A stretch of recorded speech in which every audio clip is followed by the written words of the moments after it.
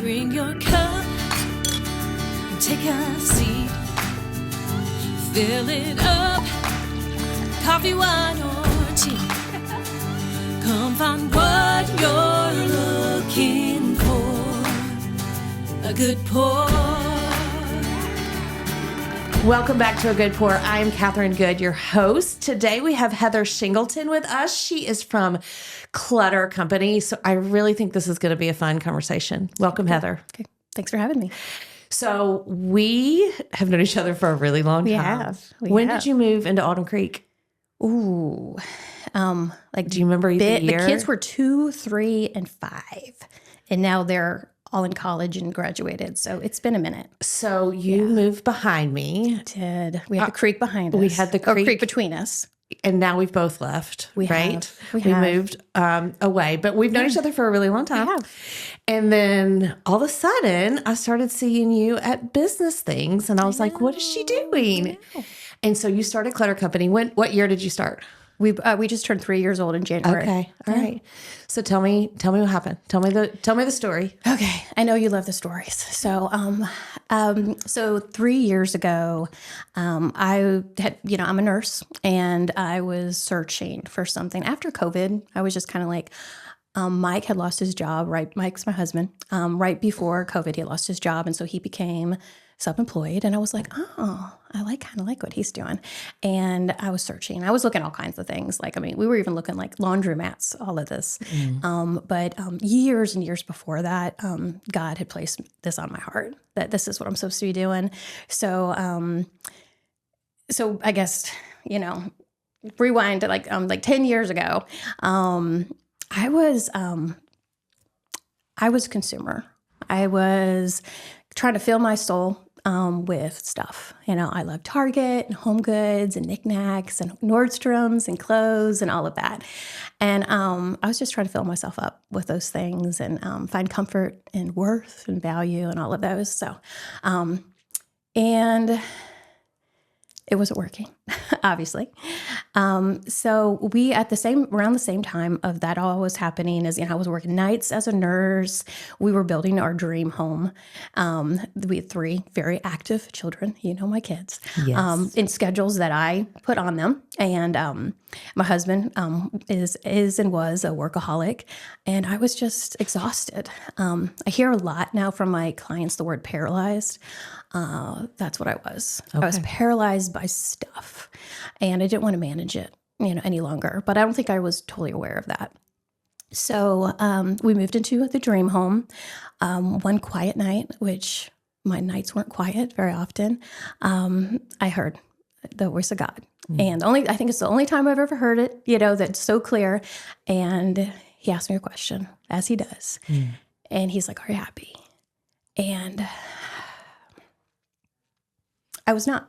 I was an exhausted mom. And that turned into the shift that I started. It wasn't immediate, but it was a shift. Did you question everything with that question? Did you go okay, am I happy in my marriage? Am I happy with my kids? Or was it just overall you weren't happy? Overall, I wasn't happy like that. And it just something needed to change. And I didn't know exactly what that was, but I definitely started. I think if God asked me that question, I would be like, okay, let me analyze everything. I know, everything. Like, Mike, Ben. I would definitely be Ben. What are you doing?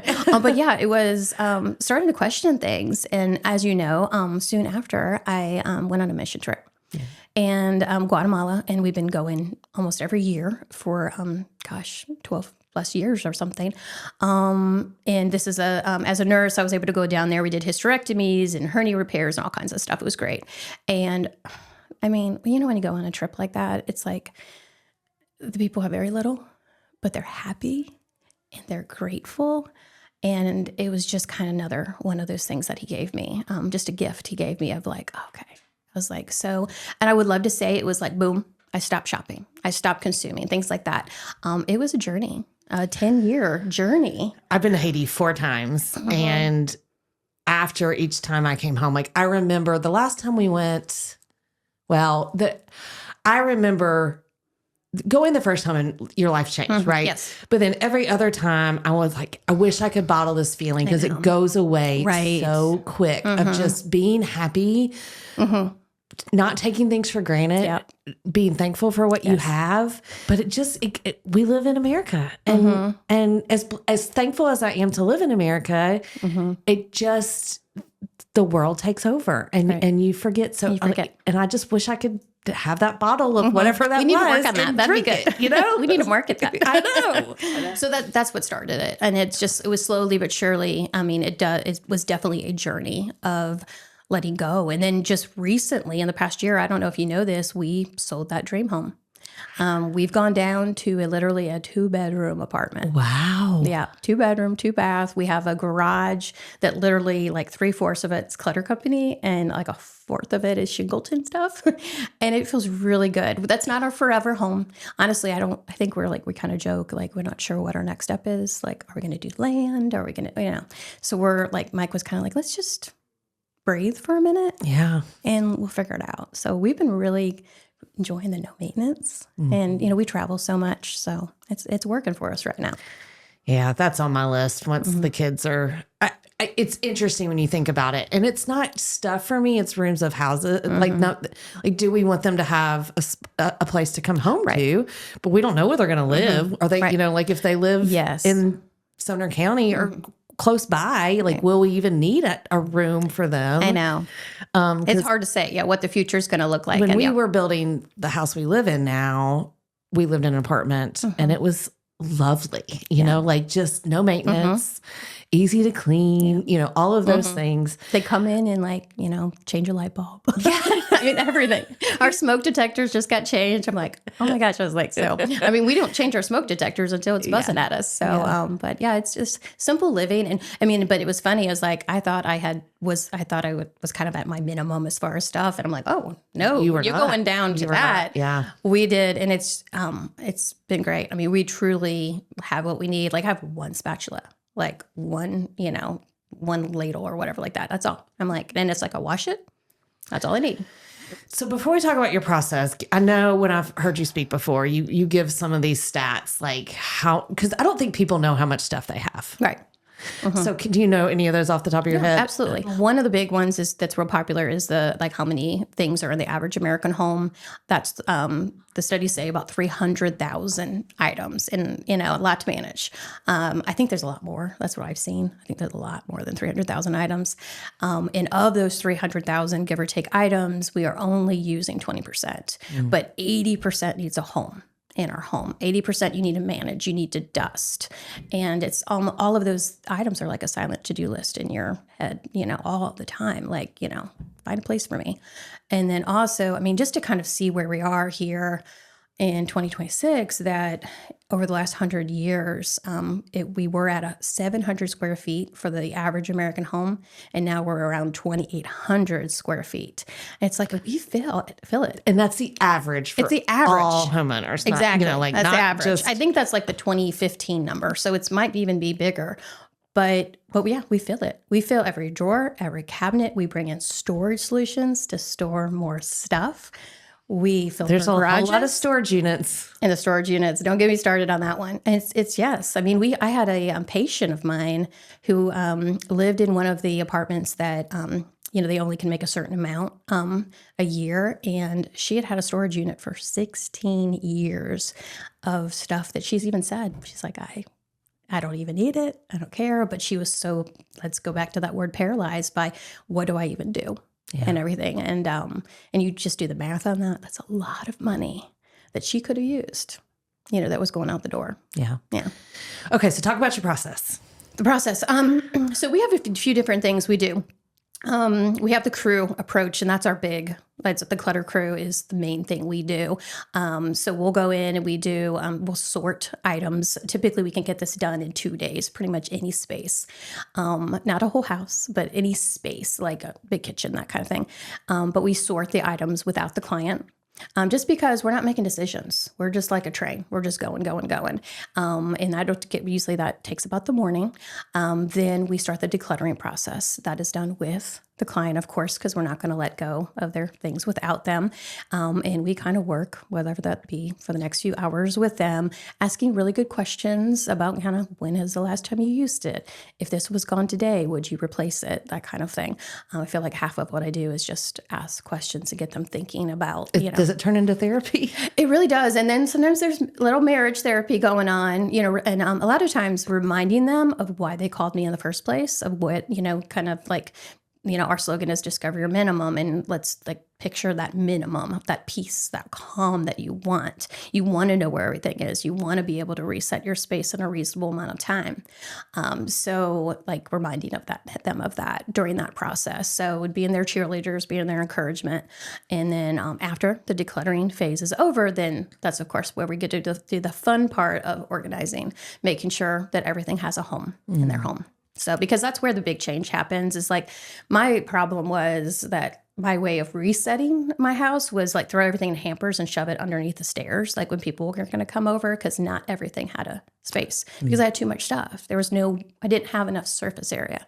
I didn't have enough spots. Didn't have enough storage solutions to store the amount of stuff. So the decluttering is key.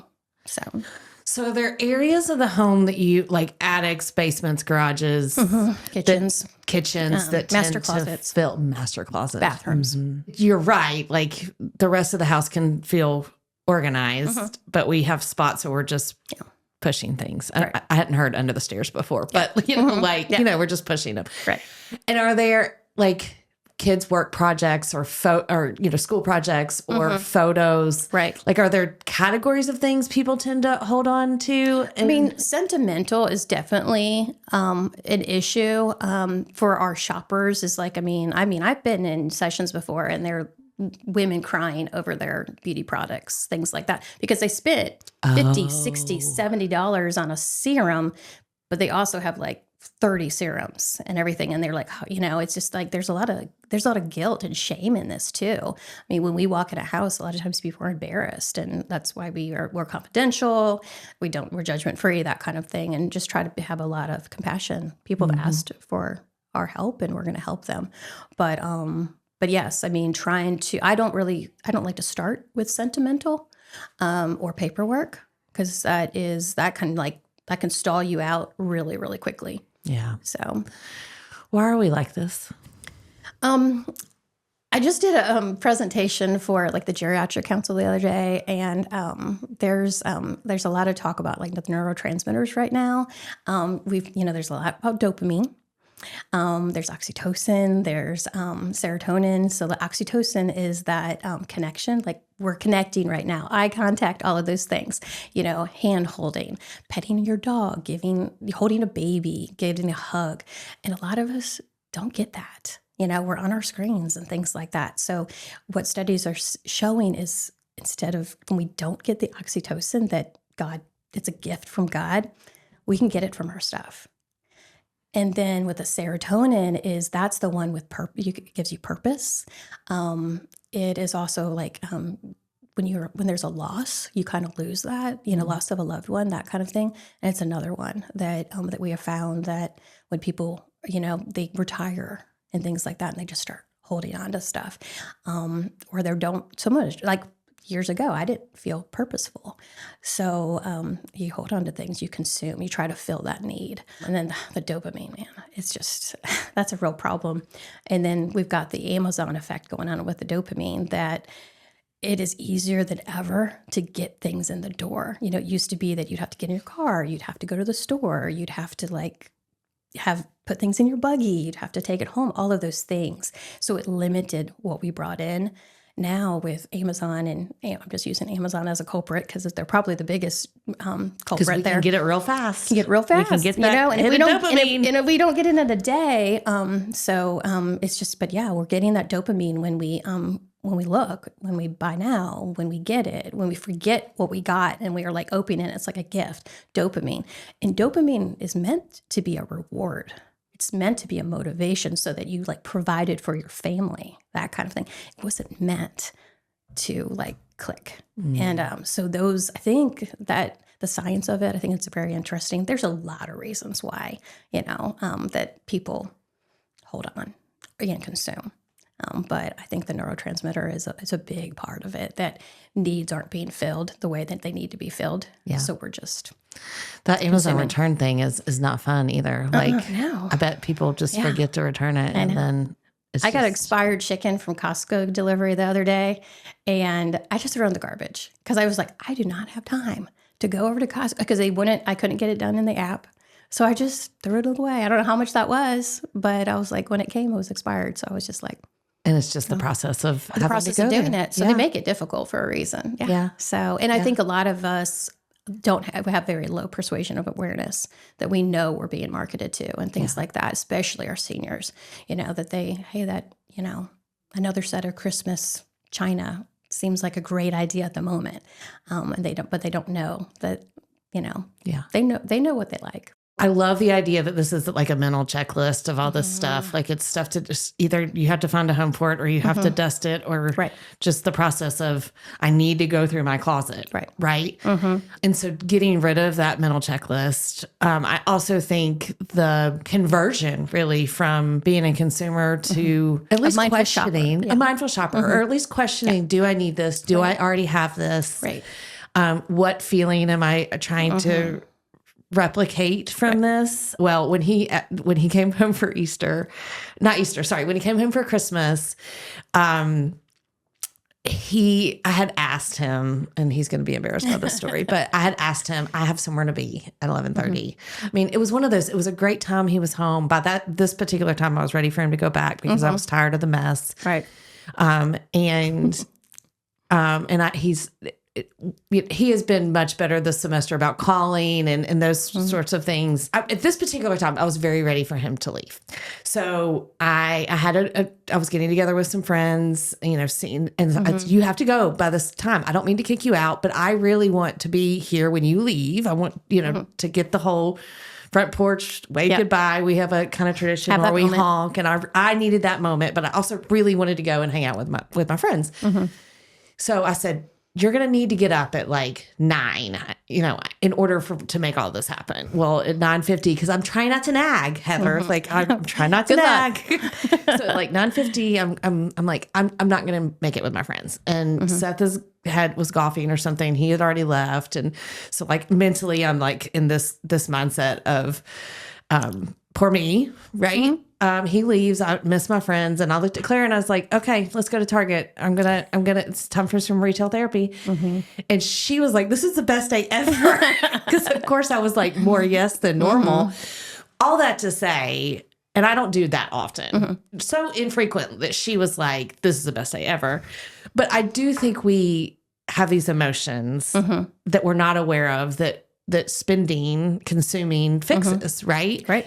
So how else, in all of that, how else do you feel like this is really just good work? Or how have you seen the transformations in the families that you're working with? I think it goes back to the mindful shopping and everything. And we'd have a lot of conversations about that. That's one thing too, is like, I thought that I'd be working with seniors. That's what I thought my little area would be. Like trying to decrease their stuff. Yes, that kind of thing. But it's amazing how many 30, 40, 50-year-olds we have that, relatively young people that, I love that I'm able to do that because that's where I was at. With that community, I think it goes back to, it's like talking about the why. It's important for them to know why did you call Clutter Company? What is going on in your home, and what are you trying to remedy and correct? And having that feeling of when they invest in us, they invest their time and their finances and everything in us. So we have lots of good conversations about how to keep it that way, and that's where having a place for everything. All your batteries are one place. I don't know how many houses I've gone in that literally there's 6 places for batteries. But if you know that, okay, this is where your batteries go, and you also have that mental, it's like, oh, wait a minute, we don't need batteries. I know that bin's full, so in having boundaries around that, I think that's really, really good. So not only having the conversation about like, why are you consuming, but why do you, really with the young families, it's building a legacy for their children. They don't want their children to do what they're doing. And I was raised on sugar and shopping. I mean, that there's a reason why You are a consumer. my mom was a consumer and I'm a consumer. And hopefully I got to Allie a little bit before she, she's definitely a little consumer, but I think that is, as far as just trying to educate and encourage and support and motivate and empower. I think that's the big one. Empower them to reimagine that relationship with their possessions is a big one. So mindful shopper, we talked a little bit about before we were on air, is that like a folder for each child or a bin for each child. I mean, I've heard like have a certain number of hangers in your closet and like if don't buy more hangers. Right? Exactly. Is there anything else that you say to help people be mindful shoppers? I think it goes back to that boundary, but there's like with the closets, you can always flip the hangers, that kind of thing. But I love the hey, this is the like flip the hangers because flip the hangers the other way because you've worn it sort of thing. Well, so all of your clothes are clean, and so you flip all the hangers around in your closet. And what the goal is, you're going to figure out that you're only using about 20% of what your closet is. And so with that, not only like, we'll go with the closet because it's since we got this going.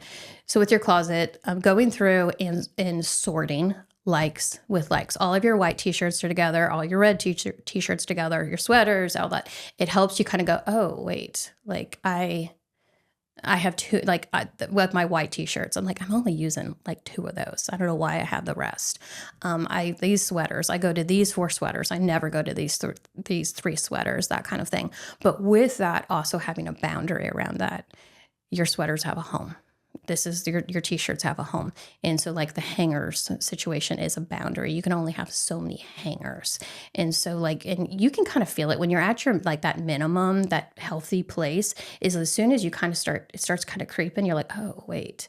And instead of taking hours and hours and hours to reset and declutter that closet because you're at that minimum, 20 minutes, having a donation bin always in your closet, it doesn't take very long. But having those tools, in your toolbox, that kind of thing, so that you can stay that way. You're going to trip up. You're going to mess up. I still mess up. But having a little grace.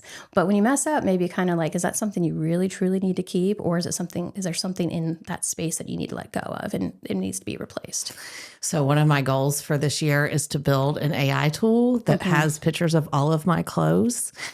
So one, I can say, I'm going on this trip, help me put together some outfits really quick, right? But it's also of when I see a cute dress that is red and white stripes, because I love red or something, I can go AI tool. Do I already have a dress similar? Do I need this dress, right? And which dress do you like better? Yeah. Right. Yeah. So anyway, I just think that's it will be a boundary for me using AI, which I love. So I'm excited about that. And I feel like when I still love clothes and things like that, but I'm very particular about my clothes. I have to love it and really just love it before I bring it into my house. And I think that's the big shift that happened in me. Used to be like, oh, it's a deal. And now it's like, is this really going to work into my life right now? Because your stuff should match the season of life you're in. And that was one thing too, just, being an empty nester and all of that, letting go of all those things. I figured out, I'm like, wait a minute. For some reason I was holding on to snow sleds. I'm like, why am I holding on to snow sleds? I mean, one day, God willing, I'll have grandkids, but I'm like, okay, you know what? I'll spend $20 and get some snow sleds. Yeah. I'm not going to hold on to them for the next 10 years. It's not worth it. Yeah. So because then I got to manage it. Going all the way back to when I went to Haiti and seeing all of our t-shirts for sale all over those corners and VBS t-shirts. We love VBS, right? But we have all of this, we have a t-shirt for everything. Right. We do. And so I have a full t-shirt drawer that I barely wear t-shirts. But if I'm going to get rid of these things, do you have any thoughts on how we do this well?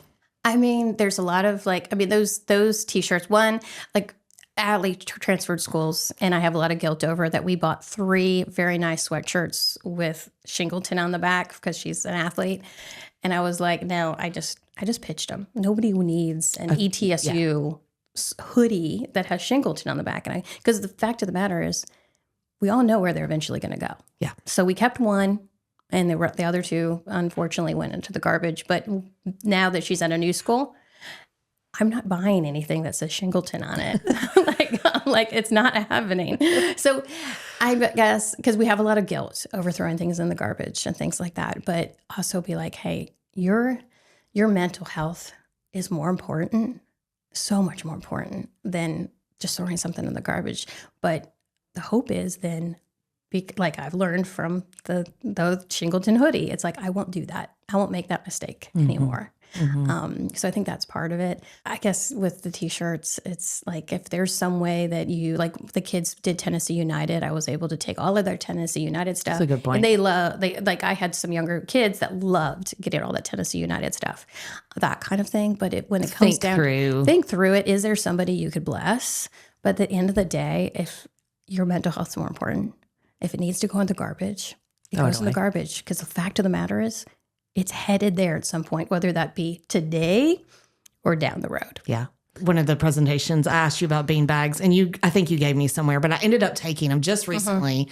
So bean bags, living in the season you're in is a good example. Right. We had bean bags when the kids were growing up, and they take up a lot of space. They do. And we would bring them down on Christmas morning because my entire family comes over, and that was the only time once a year that they would use them. And I held on to them for a while because the kids actually liked sitting in them on Christmas morning. And I would be like, do you want to keep these again for next year? Because you're not using them at all. Right. So this past year, they were like, we're done. It's fine. We'll figure out somewhere else to sit. Blake actually from Gallatin Cares was on. One of the interns, that was his project. And so I asked Blake, like, would you take these bean bags? Because they're bedding. And some people were weird about, I mean, they can't, you know. And he was like, absolutely, we'll take them. And so I actually went and dropped them off, and along with some like bagged Legos, like the Lego was intact. I dropped them off at Gallatin Cares, and the guy, I wish I'd asked his name, because he took them right into like their process for being sold, and he came back out and he said, I just want you to know that this is food. This is food. We sell this stuff, which I hate adding to the consumer nature of other people, but they sell it and it becomes food, right?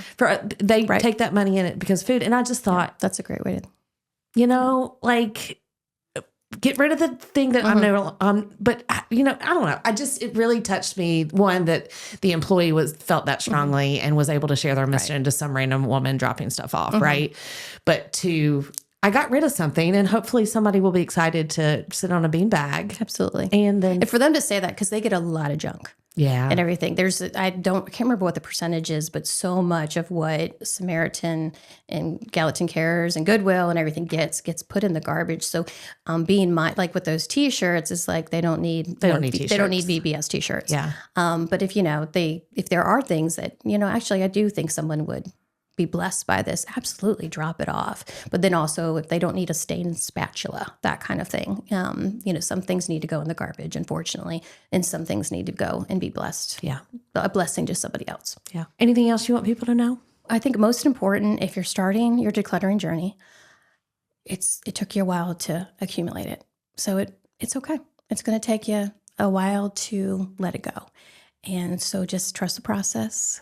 Have a donation bin in your garage, in your closet, in your pantry, wherever it needs to be, and slow and steady. I mean, like I said, I was like, it took me close to 10 years to purge a lot of stuff and just to kind of work through that. And it's okay. And also focus on one area at a time. It's sometimes always a good idea too. Yeah. It's like, because you see when you're done with that one area, it's like, ooh, I like that. Yeah. Work on the next one. Yeah. Work on the next one, and get your kids involved. Build that legacy. Get your grandkids involved, and it's definitely worth it. It's changed my life. Changed my relationship with Mike and my kids and everything. Made me better, and now I get to help other people with it. One more question. Yes. Are you glad you started this business? I am. Yeah. Can you tell? What have you learned? Oh, gosh. And I mean, I went in no business background. I was a nurse. And so I've learned having your own business is challenging, but it's worth it. You have to be open to being coachable and owning up to mistakes and learning from them. And it's been amazing 3 years. Just like the first year was just trying to figure out how to declutter other people's stuff. And then the second year was trying to figure out how to train other people, my crew, who I'm so grateful for, how they can do it. And like now this third year, we're just kind of like, oh, okay, we're hitting the ground running and kind of having that shift of, trying to get me to step out a little bit more, trying to get me marketing and things like that. And so that, and letting them do their thing. So it's been great. I'm very grateful. So when God asks the question, are you happy? Sometimes you might end up with a business. Yes, absolutely. So, and being open to that, being aware that this is more than a business. It's a calling. Yeah. So it's a mission field for sure. Yeah. Well, you're doing good work. Thank It's you. fun to watch. It's fun to watch the business grow and see you out in the community and see how much, the business has grown. But it's been a joy to watch. So thank you for being on here today. Well, thank you for having me.